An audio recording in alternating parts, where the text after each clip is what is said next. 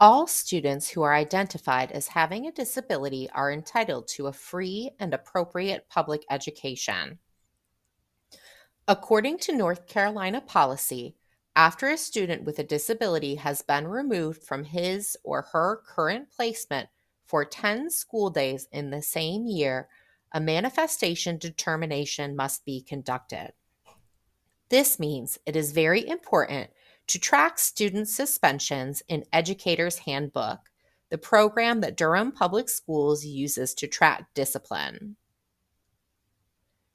In order to do this, you can set up a roster in Educator's Handbook with notifications that a student has been suspended. Start by clicking the whistle icon to select your school. If you serve more than one school, you will want to create a roster for each one. On the home page, click on the star icon on the toolbar to the left of the screen. Then, in the top right corner, click the plus sign to add a roster. Select Smart Roster to identify a group of students who you want to track, instead of typing the names of individual students under specific students.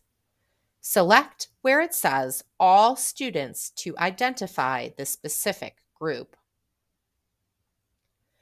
Select Students with an IEP.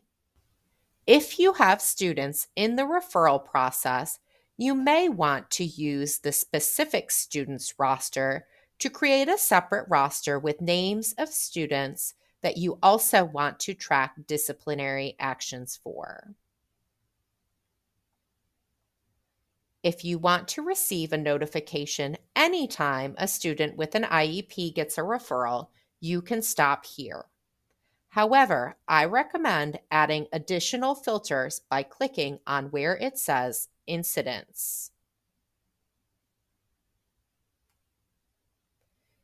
If you select Assignments to, you can filter your roster by consequences assigned.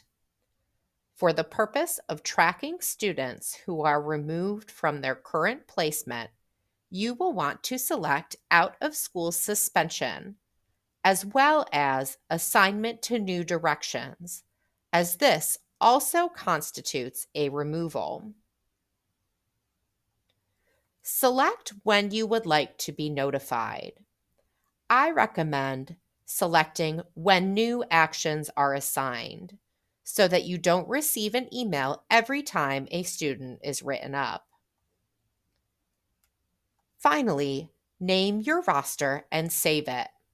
You will now receive email updates on disciplinary referrals based on the criteria you have identified.